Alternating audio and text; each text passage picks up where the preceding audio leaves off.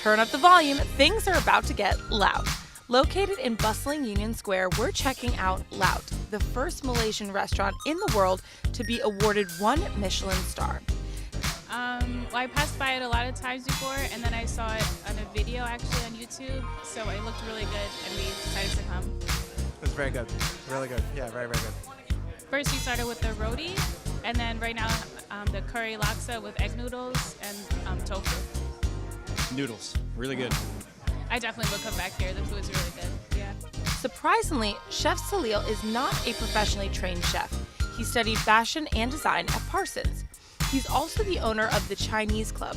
So this is the first Malaysian restaurant in the city to get a Michelin star. Yes. And then when did you get it? We got it in late 2010 or early 2011, around that time. That's when we got it. Malaysian food isn't just a one-size-fits-all.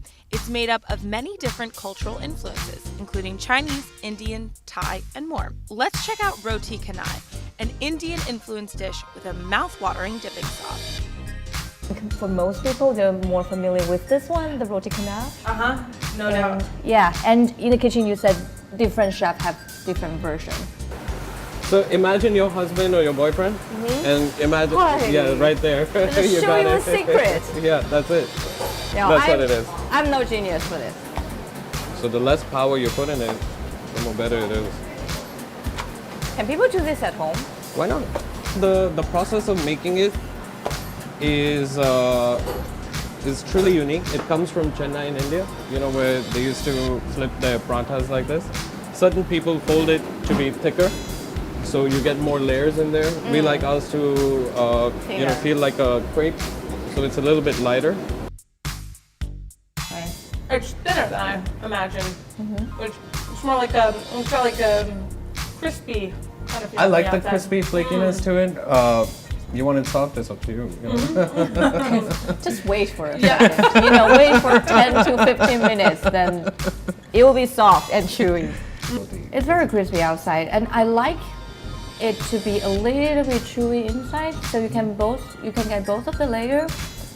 You can't take it home and you can't share. And you can't share. Oh, I like that. You can. I mean, if you're a decent person, you would not share your roti. You know? Yeah, I won't. No, I would not. I would not. Why not? One roti, one person. Okay.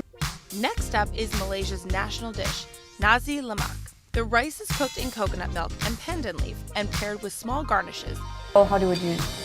Whichever way you want. There's no right way, there's no wrong way. You want to mix it up, you want to go individually to kind of get an idea of what different taste is, different textures. So this is like, you get sweet and sour, you get umami, you get like nice savory, you get spicy, you get a little bit sweet.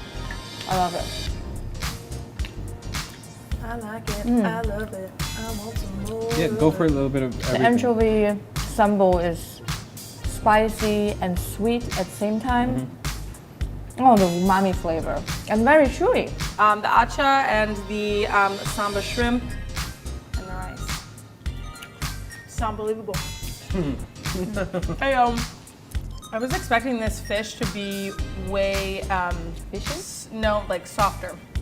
I don't know, but I kind of like that it's got that extra like chewiness to it. Many Southeast Asian restaurants serve pepper crab. Here at Laut, they're putting their own spin on this dish. They use soft-shell crab with a sweet, sour, and spicy chili sauce. Paired with a steamed bun, you'll be anything but crabby when you eat this dish. So we tried doing it with dungeon crab at first. And you know, people who were on a date and everything started complaining because the girl would never call the man back, right? Be like, I've seen you eat a crab, boy. That's not how you eat a crab. But as long as the boy help her to peel the shell, you know, probably it will be a good date. That's the problem. So we kind of made it easier for them and their dates so that they can get a second date. So we decided to do ours with a soft shell crab. So the way you would do it is you would put a bed. 金银馒头. So basically, I do it with my hands. You can okay, that's how. Oh yeah, oh there it is. We tried other version of chili crab before, and the last time we tried it's like a Vancouver. This crab. one's lighter, I think. The sauce is lighter, but the crab seems to be on the heavier side, so it's a nice like trade-off. Usually, I think the crab that I've had, the chili crab, it's like it's really deeply fried, and there's like a lot of heavy sauce on it. But this is a good balance between the two, and plus you get the bread to soak up all the sauce. You're right. Yep. The sauce is definitely lighter. I like the balance of the sweetness and sourness. And because this is fried, it actually soaks up a lot of flavor of it.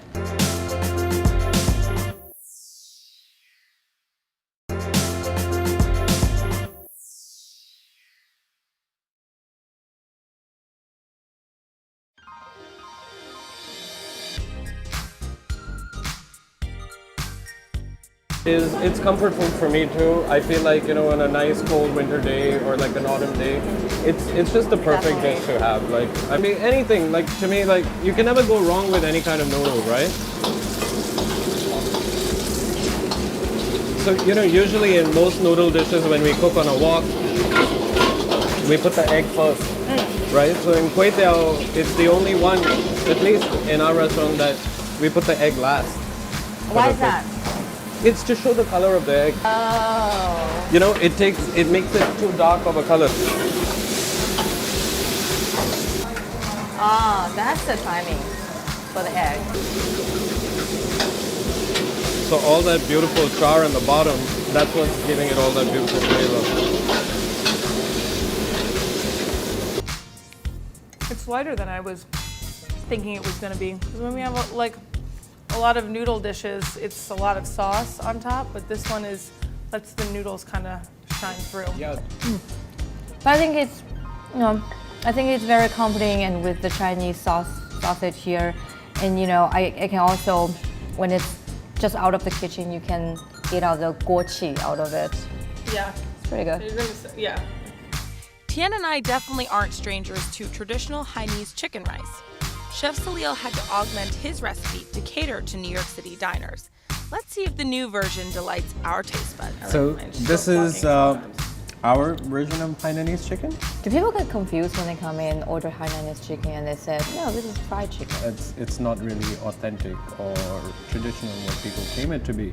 So this is, like I was telling you guys before, it's our way to bridge that gap, and hopefully when you try this, the next time you might move on to a nasi lemak, you might move on to a kway teow from this dish, you know. So even if you come in trying this and this is what you come in and have, sometimes you gotta give the people what they want. And I didn't know, but this is what I wanted.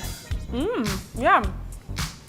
I have to say I'm very partial to the Hainese chicken. I love it that it's at room temperature, and I'm very much a traditionalist, so this is great, but it's making me want to go get a Hainese chicken right afterward. I like your version better. What? what? Really? Yeah. Remember, I'm not a big fan of qingyuanji or Hainanese chicken because, okay, I like spicier or saltier food. So I like something. Oh, that's just something so simple and so yeah, plain. it's simple. And it's like, yeah. I mean, I like it and I respect it, but somehow I like something to be more flavorful. This one is better for me. See, that's the thing about Malaysian food. It's more exciting with when you see so many sides to it. Without the ginger, without the chili, without the soy, I don't want to eat it. Rendang was voted by CNN as one of 50 of the most delicious dishes in the world by CNN. Laut's rendang curry with beef is simmered in coconut milk with lemongrass, lime leaves, and a variety of spices. And then it comes to this one. This is actually one of my favorite dishes in Malaysia. So it's my favorite dish too. It's your favorite dish. I think, I mean, you know, growing up in India, any kind of curry, you know, that's what we go to. A lot of different spices. It's cooked with a lot of love. It's cooked slow, and it's pretty. No water. No water. Don't ever put water in your rendang, because if you do, you F it up. It's you can tell that's been soaking in that coconut milk and absorbing the flavors and juices of that. Because She's getting her second piece.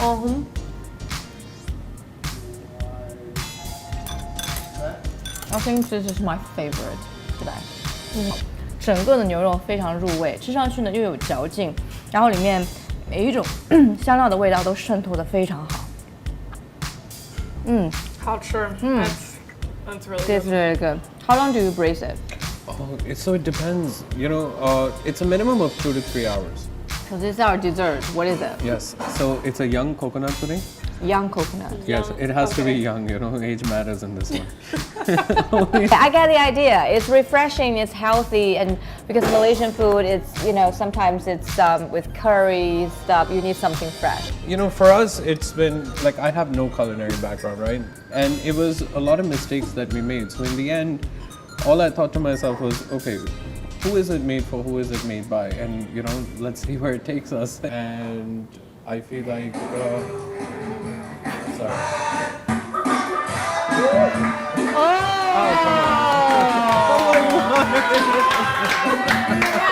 Happy birthday! Oh my god! Thanks. Happy birthday to you. This is redemption. Happy birthday. Thank you. Thank you. So, like my original birthday was 2 days ago. Thank you. I don't know. Did you guys know about this? I have no idea. I have no idea. I'm like, Because he said, when, oh, you guys knew what? Okay. Thank God. Yeah, yeah. By the way, this is delicious. This is Thank you. delicious. really good. It's kind of like a gelée or like a panna cotta a little bit, but definitely more refreshing, lighter. Thank you again, chef. Thanks Oh, for no, having thank us you. back for Yeah. round 2. Yeah, and happy birthday. Happy birthday. Thank you. Yes. Thank you.